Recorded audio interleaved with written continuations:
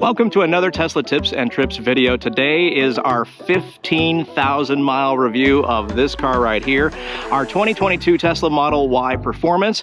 I'm going to break down everything that we have observed over these 15,000 miles since December of last year.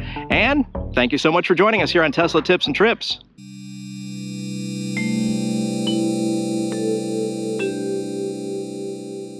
All right, I got the entire car open, all the doors, all the hatches, everything. Let's talk storage. One of the main reasons we got the Y, and why most people get the Y over the 3, the storage is off the chart. It's huge compared to the Model 3. I have a Model 3 as well, so I can tell you from experience, the frunk is massive compared to the 3. I'd say the 3 comes to here in terms of depth. So frunk storage, lots up front. Loving it. It's huge. Now, inside the car is noticeably different than the Model 3. There's more space between us, between our arms. Just overall, it feels, I think it's only 2.5 inches wider than the 3, but it is noticeable. If you're looking at considering each car for different reasons, storage, hands down, in this car is so much more. And down here, there's under-seat storage. However, you need to put these, I put screens on there. So just past the floor mat here, there's a screen. If you don't put a screen, there's a giant chasm, a hole, a canyon where AirPods and other important items can fall into. So I suggest getting some sort of aftermarket screen right here where my finger is. And that way you can use this whole area for under-seat storage for shoes or whatever. Both sides have it. Also the middle here, there's plenty of storage for something, towels, blankets, whatever you take on a road trip. Nothing under here. These seats go down on the Model Y, which is kind of cool. Whoop, came back up. There it is. So you can see it goes down just a little bit, a little more relaxing for the passengers. Whoa, and it also goes down and hits your camera. There we go. So that's more storage. And then in the back, oh my gosh, huge, huge trunk compared to the Model 3. So huge, we fit our tire back here. We don't always keep it in here. We keep it in here for road trips and stuff. We got these big cubbies. And what I like on this car, there's cubbies on both sides, unlike the Model 3. This side, the Model 3 does not have anything. The sub trunk, holy cow, look how big that is. I mean, I could fit down there, I think. I don't know if I'd want to. So in terms of storage, if you're considering the Model 3 or the Model Y, you've got to consider that storage is huge on the Model Y. Love that. I don't know why, that's just so cool. So there you go, there is storage on the Model Y. All right, let's take a look at the interior of the car. The seats, I think, are probably everyone's biggest topic. Yes, they're made of pleather or vegan leather. At any rate, they're man-made, they're not leather. I wouldn't recommend using leather sprays on them. But how are they holding up? 15,000 miles, everybody wants to know. In terms of folds or creases or anything like that, there's like ever so slight. I'm sure it came from the factory like that. In terms of wear, I'm just not seeing it. I mean, there's maybe one little stitch right there that looks a little weird, but this has not come off. Some people have had problems with this piece of plastic coming off. I think it's on the driver's side though. This seat, I mean, there's a little crease here. You can get real nitpicky if you want, but in terms of how it looks after 15,000 miles, passenger side looking pretty good. Center console looking pretty good. No crazy wear on that or anything like that. All this is holding up well. This is one of my favorite accessories. We're going to be doing a top 5 accessories list soon, so stick around for that. Love these floor mats. These are from Tasmanian, and they are not folding or doing anything weird, but that's a different video. You want to know about the car. Also, I covered the wood panel with, that's also from Tasmanian, and it's just a matte finish. It's a little dusty. I like the way it looks. This particular model did not come with the wood side, so I didn't have to cover that. And let's go to the driver's side and take a look. Oh, you know what? Let's hear Let's hear how the door sounds after 15,000 miles. Any rattles? There's nothing in the door thing here that would cause it. You know, I think 90% of the rattles that people hear when they close doors is, you know, water bottles and stuff stuck inside there. So let's take a look. Here we go. Let's see how it sounds. Quiet on the set. Oh, wait, I'm the only one here. That's pretty good. Let's do it again. That's pretty solid. 15,000 miles, not bad. We'll see how it is at 30 and 45, and I like 15,000 mile increments, can you tell? Yeah, that sounds pretty new. Speaking of new, still smells new. I'm liking that. Car is still smelling very new. We don't have the air conditioning, moldy vinegar sock smell at all yet. I just had the service done on my Model 3, and that's a separate video, and now that smells great. But that took 3 years for that to smell, so I'm not anticipating. We're going to be doing a 40,000 mile on my Model 3, by the way, so keep an eye out for that on the channel. Let's go take a look at the driver's side.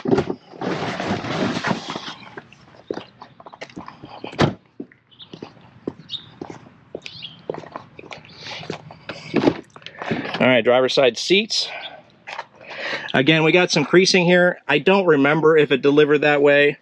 Most likely it did. But this piece of seat is probably, this area, this L-shaped area is probably the most trafficked on any car, let alone a Tesla. Just by the sheer fact this is where most people get in and out. Most trips are single-person trips. And it's looking pretty good. I don't see any problems with the seats. I don't even see any weird creasing or anything like that. So, seats, I give that a thumbs up. How about the steering wheel? Steering wheel, I thought there was one scratch. You know, I think most people scratch these things with their belt buckles or some other piece of, when they're getting in the car, basically, I think is when that happens. I'm not seeing any issues with that. It's definitely dirty and dusty. I just washed the outside of the car yesterday. I didn't wash the inside. I usually do it in stages. That way I can really fine-tune everything, right? So interior, front, looking pretty good. Hey, here's an example of what it would sound like with all this garbage in the door.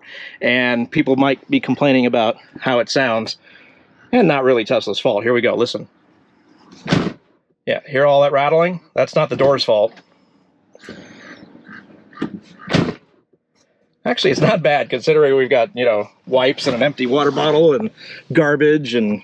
All right, let's take a look at the back. Now, the back seat, over a course of a few road trips and everyday life, sees the most abuse. We got two kids, ages 9 and 13, and I have done nothing to this recently.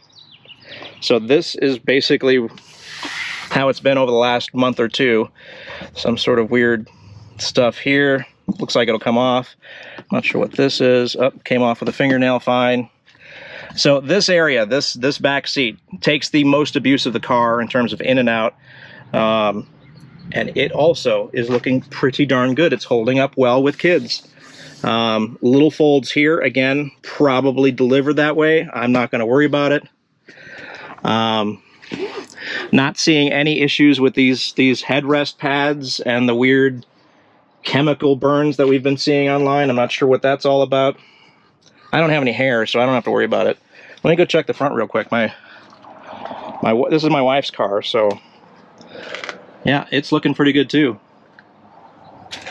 Like it. So this is one side of the kids. I mean, you can see crumbs and snacks and all kinds of stuff. How's this thing looking? Like brand new. And they lean on this thing, by the way, which drives me nuts. But anyway, so that's looking good. Camera equipment down there, various junk. Got the Tasmanian mats here too. Holds most of the dirt and water out. Let's go take a look at the other side.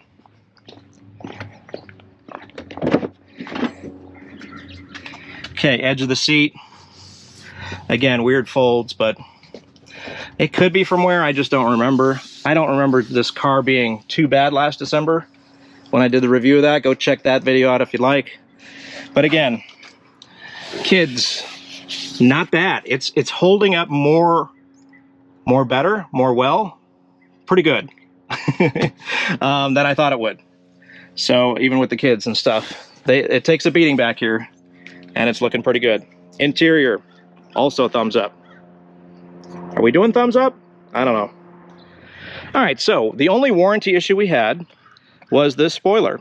About a month after delivery, I noticed that there was a noticeable gap forming on this edge of the spoiler, so much so that I could put a post-it note like all the way to this point inside the spoiler, between the body and the spoiler. So I set up an appointment via the app, and about a week later they came out, ripped the old one off, put the new one on. Took about 5 minutes, and this new one is holding well. The tech that came out said that he had seen a lot of these. They had been formed wrong, so they weren't fitting the trunk properly, and that's why they've had to come out and replace a lot of these. This one is on pretty well.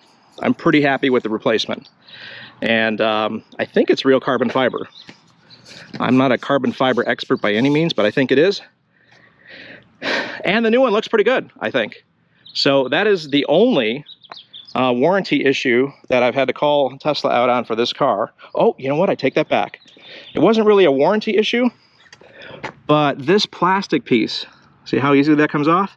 The car came looking like that with the bolt showing. So again, tech came out, took them like 30 seconds. Probably took them longer to find it and just pop it back into place. So that I found another thing. So two things they came out to fix. Not bad. Not bad at all in terms of fit and finish. We've gone over that with the delivery video, but the fit and finish I'm pretty happy with when the car was new. Obviously things settle and stuff, but looking at the car now, the hood looks pretty even on the left and right sides there, just above the headlights. The front is pretty well aligned, and I don't really see any weird, egregious, you know, areas that are just misaligned. This car came out of the factory looking pretty decent. Like on my Model 3, this area right here is like lifted, and this one looks pretty good. I'll take it. This area is another spot that a lot of people say there's a slight lift here. I'm not sure that's by design so the trunk can open, but overall, I'm pretty happy with the fit and finish of the exterior of the car. Came out looking pretty good. I've seen some Model S's that look worse than this for sure. How does the trunk look? Alignment, I'm looking by the tail lights. Look like they're pretty equal. So there you go. Exterior of the car, only major issue, and it wasn't really major, was the spoiler. And they came out and fixed it, no problem. By the way, it said it was going to be $1,300. I knew it wasn't going to be the case. I knew they weren't going to charge that. Ended up to be $0. So whenever you get an estimate from these Tesla service places, whether it be mobile or at the service center, don't worry about that. If you know it's a warranty, you know, it's most likely a warranty, and they won't charge you. All right, wheels and tires seem to be a big deal with Teslas. Everybody has an opinion. Everybody is an expert. Everybody's worried about them. I'm not quite sure why, especially on these Model Ys, where everybody seems to not like these Uber turbines for ride feel or comfort or whatever. I personally love them. I like the way they look. I like the ride. And after 15,000 miles, I forgot to bring a penny, but I've done other videos on how these tires are wearing, and as you can see, they're looking pretty good. I mean, my finger is pretty far in the groove here, and this left front is looking pretty good. Now, this is a staggered set of tires, so we can't rotate them, so they are what they are. Let's take a look at the back. By the way, wheels holding up really well, except for one. I'll show you that one. Let's go under the car here. Hopefully we can... A little dark for this area, but you can see here, hopefully, maybe this angle. There we go. That's better angle. Definitely wearing a little more than the fronts, I would say, but that I think is expected. You know, we've had some fun launching, so yeah, a little more wear in the rears than the fronts, but no weird wear areas like alignment issues or anything like that. So that looks pretty good. That's the left rear. Let's go look at the right rear. Again, the wear looks good. It's a weird angle for lighting, I apologize. But again, yes, I believe they are wearing a little bit more than the fronts, but I think I think that's expected. Wheels, 3 of the wheels are still in near perfect condition. I won't say perfect because I haven't fully inspected them for scratches and stuff. But this is the one where my wife called me one day and said I hit the curb. There it is. A little bit of curb rash. And given what I've seen on Facebook and other people's experiences with curb rash, this will be definitely another video. I've already got the paint for it. This should be fairly easy to repair. So we've got curb rash up here and a little bit down here all the way. All things considered, she barely scraped the curb on this one. I love these red brake calipers, I just do. I know some people don't. So front tire, front right, again, I think it's wearing about the same as the left side, and these are definitely wearing less than the rears. So that's your look at wheels and tires, the Uber turbines on the Tesla Model Y Performance. I like the ride, by the way, as a side note. Coming from my Model 3, I have a Model 3 as well, as you know. And the Model 3 is a rough ride. It's like a go-kart. So this is like luxury. Anytime I sit inside this car, I'm not saying this is a luxury car by any means, but it's definitely a softer ride than a Model 3. At least my Model 3. So I will take these wheels all day long. They're pretty good. I like them. And that's wheels and tires. All right, walking up to the car, I just freshly washed it yesterday, so we should be able to see every little detail, exactly what's going on with this car. I can tell right away. I might have missed some bug splatter right here. That does not look like damage. Okay, first and foremost, how has the paint held up in 15,000 miles? Let me let you know that this car is not paint protected. It's not ceramic coated professionally. I did my own kind of spray ceramic coat. I've also done a coat of wax in the last year, traditional wax. Turtle wax ice, I think is what it is. So this car is not protected in any way in the front, sides, anywhere. Nothing. No paint protection film whatsoever. So how did it fare? Basically, this car lives its life on the 405 freeway, commuting back and forth. And so it's going to see, you know, some harsh conditions. Here we go. I see chips right here. That's a tiny one there, I think. Somehow the logo became red, but that's another video. Go check that out. And this was our original. This is our original paint chip right here. I don't know if you can see that. Well, maybe those are too, these little ones here. So what do we got? 1, 2, 3. Ironically, I think this is fine. 4, 5, 6. Tiny little paint chips. What about here on the hood? No, that came off, so that wasn't it. Here in the front, it's actually faring better than I thought it would. The nose cone seems to be pretty good. Like I said, that's bird or bug, but the rest of it looks pretty good. Do I regret not getting paint protection film on a $70,000 car? I think I paid $68,000 actually. This is, you know, last December. Yes and no. I mean, it's a lot of money to do paint protection film, and in the end, you know, I don't keep my cars that long. So, you know, cars are going to see very harsh conditions on the road. So, I mean, that's just the way it goes. So let's walk around the car a little more.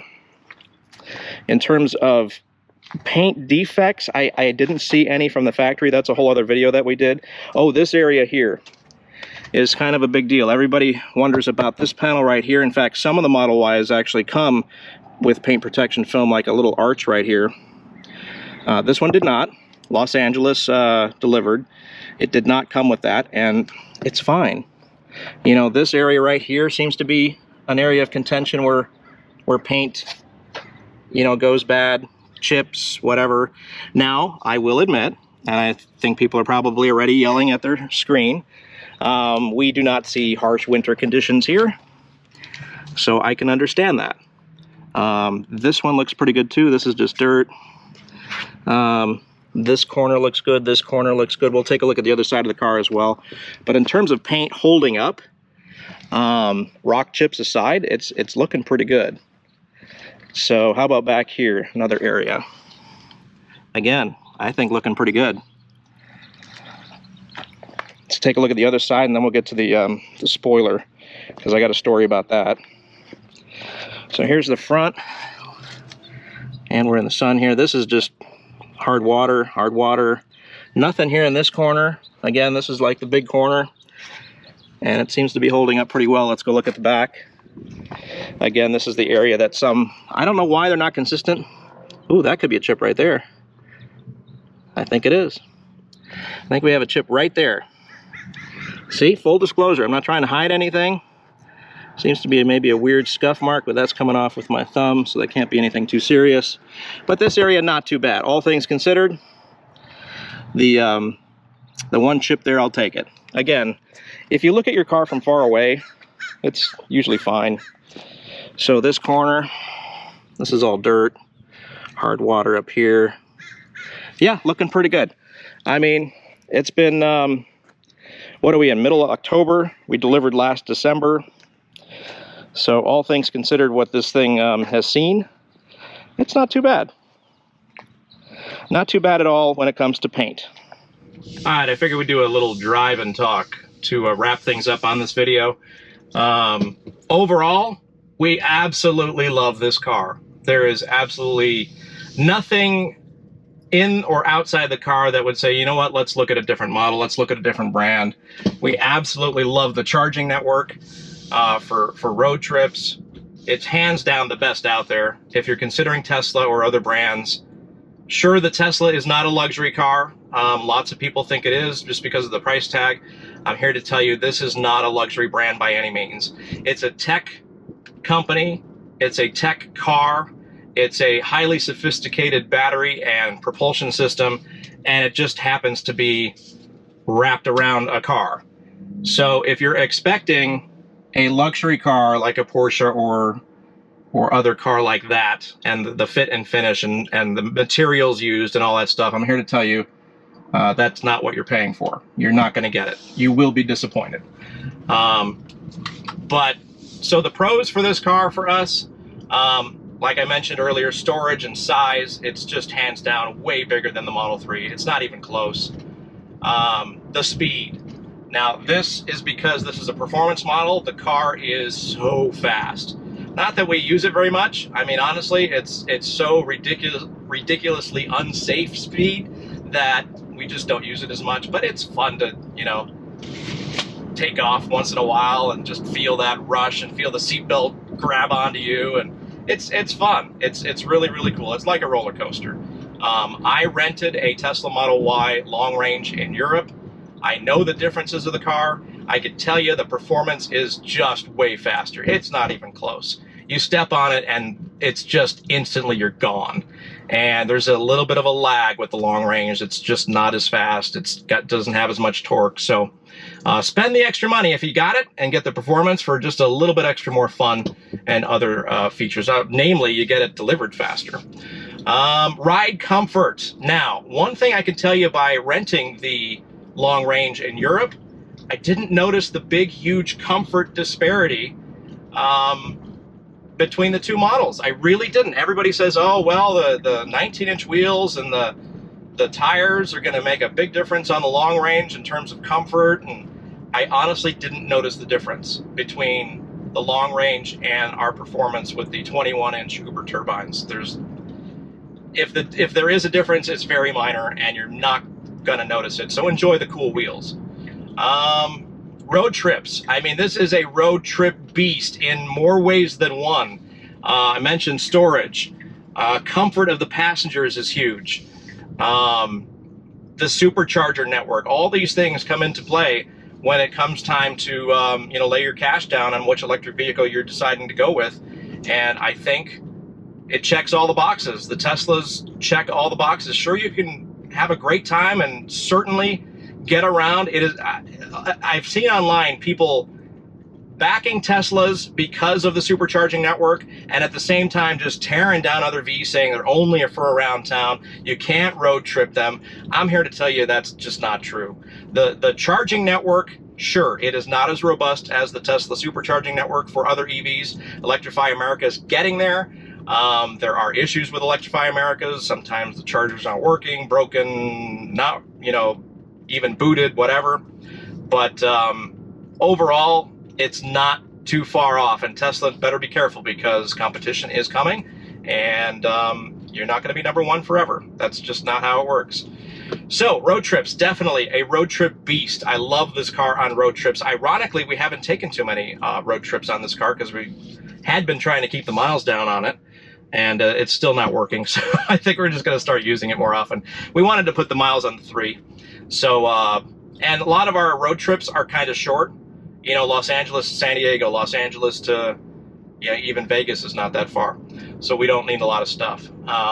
We have road tripped this car twice in the winter, and both times mountain places. So Mammoth Lakes from Los Angeles, and Big Bear from Los Angeles.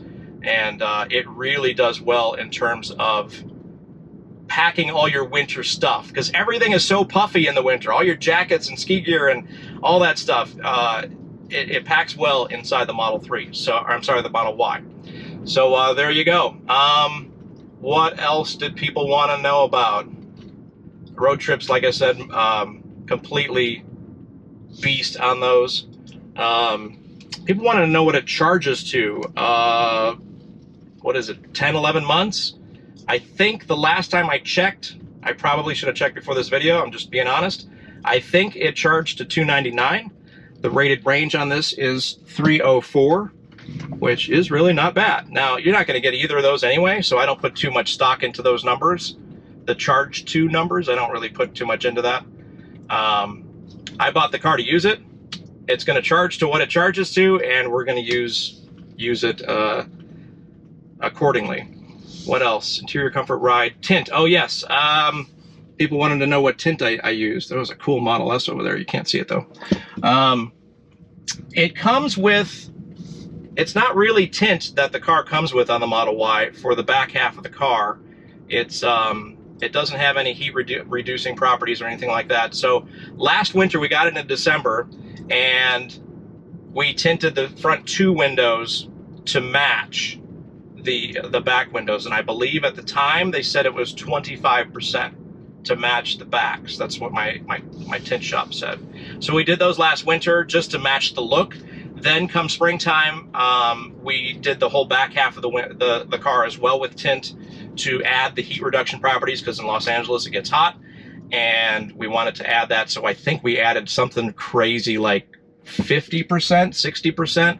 So now the back half is slightly darker than the fronts, but it handled the summer beautifully. We did not do the roof on this car. We did on our Model 3, and it definitely helps on the Model 3, but I had seen YouTube videos of people shooting fancy scientific stuff at the roofs of the 3 and the Y, and the 3 stock was holding up pretty well, so I decided not to do the roof.